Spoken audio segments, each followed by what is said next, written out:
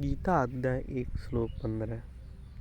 श्लोक 15 की शुरुआत में भगवान श्री कृष्ण को ऋषिकेश कहा गया है और कहा गया है कि श्री कृष्ण ने पांचजन्य नामक शंख बजाया। ऋषिकेश का अर्थ है कि इंद्रियों के स्वामी, इंद्रियों को जीतने वाला। और ऋषिकेश नामक ने पांचजन्य नामक शंख बजाया। पांचजन्य नामक शंख का मतलब होता है पृथ्वी, जल, अग्नि, वायु। अब जो हम समझते हुए आए थे इसका आध्यात्मिक अर्थ गीता के श्लोकों का, तो गीता का जो श्लोक बता रहा है कि जब मनुष्य अनहद नाद को सुनता है, जो परमात्मा जो अनहद नाद कर रहा है हमारे अंदर, हमारे भीतर, पर मनुष्य जो अज्ञान के कारण नहीं सुन पाता, अब वह जो उसको ज्ञान हो जाता है तब वो उस ज्ञान के कारण उस नाद को सुन रहा है। तब जो मनुष्य है, जब मनुष्य उस अनहद नाद को सुन पाता है तो जो हमारे अंदर बैठा हुआ परमात्मा अनहद नाद के कारण हमारे अंदर, हमारी आत्मा के अंदर जागृति लाता है, हमारी आत्मा को जगाता है, हमारी आत्मा को क्या करता है, जगाता है। तो जो शंख है वो हमको यहाँ पे जगाने की कोशिश कर रहे हैं भगवान जो श्री कृष्ण शंख के माध्यम से। यहाँ हमको आध्यात्मिक अर्थ में यही कहना चाहते हैं कि जो भगवान श्री कृष्ण है, जो भगवान है, जो हमारी आत्मा का पति है, वो क्या है, अपनी नाद के द्वारा, अनहद नाद के द्वारा हमको जगाने की कोशिश कर रहा है। आगे गीता के अध्याय में आता है कि धनंजय ने देवदत्त नामक शंख बजाया। धनंजय बोलते हैं धन को जीतने वाला, पर यहाँ पर क्या है, यहाँ पे आ रहा है कि अध्यात्म को जीतने वाला, आत्मज्ञान को प्राप्त करने वाला। और उसने क्या, देवदत्त नामक शंख बजाया। देवदत्त क्या दर्शाता है कि देवदत्त शंख कहते हैं कि देवदत्त कहते हैं कि ईश्वर द्वारा प्राप्त। यह दर्शाता है कि जो आत्मा का ज्ञान मिला है वो क्या है, वो ईश्वर द्वारा प्राप्त है। फिर आगे आता है कि भीम ने जो पौंड शंख बजाया। भीम क्या, भीम बलशाली कहते हैं, आत्मा की चेतना को कहते हैं। और जो मतलब संकल्प जिसको हम तोड़े नहीं, इसका हम थोड़ा सा और गहराई में मतलब समझेंगे कि हमने समझा कि इसमें भगवान श्री कृष्ण के श्लोक में अर्जुन था और भीम था, तीनों अपने अपने कार्य में लगे हुए हैं। भगवान श्री कृष्ण ने अपना शंख बजाया, अर्जुन ने अपना शंख बजाया और भीम ने अपना शंख बजाया।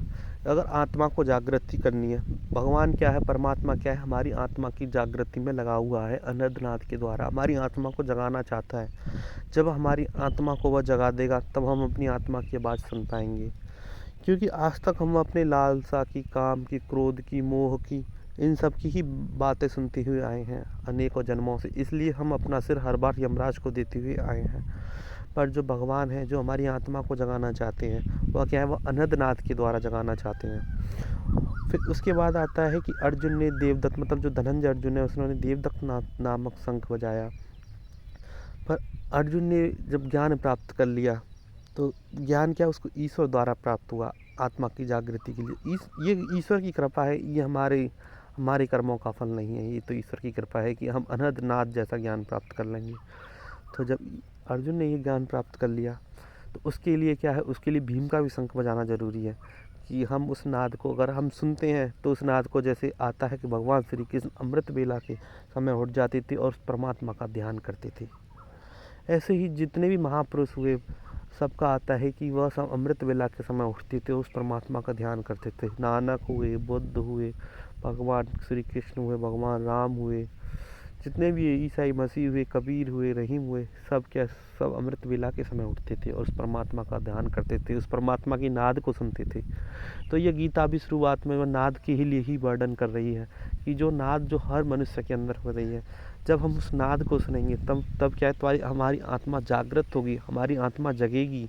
तब हमारी आत्मा जगेगी, तब आत्मा खुद को समझेगी, खुद को पहचानेगी, और जो उसके ऊपर जो मैल जमा हुआ है अनेकों जन्मों का जो मैल जमा हुआ है, वह उसको भगवान की कृपा से उसको दूर कर लेगी। पर इसको दूर करने के लिए दृढ़ निश्चय होना चाहिए, भीम जैसी शक्ति होना चाहिए, कि ठान होनी चाहिए कि अगर हमको भजन करना है तो हम करेंगे, हमको नाद सुनना है तो हम सुनेंगे। इसलिए भीम जैसी शक्ति जरूरी है।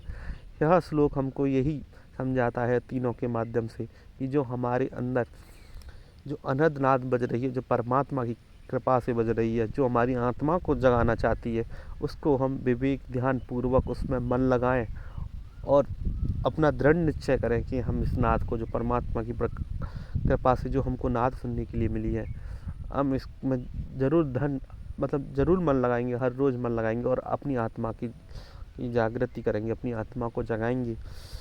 जो इन कर्म मोह माया के बंधनों से जो बंधी हुई है, हम उसको आज़ाद करेंगे और उसकी आवाज़ सुनेंगे। अब जब आत्मा का कल्याण होगा तो स्वयं हमारा कल्याण हो जाएगा, शरीर का कल्याण हो जाएगा। यहीं से मैं आप सभी का आशीर्वाद लेकर इस श्लोक का समापन करता हूँ। धन्यवाद।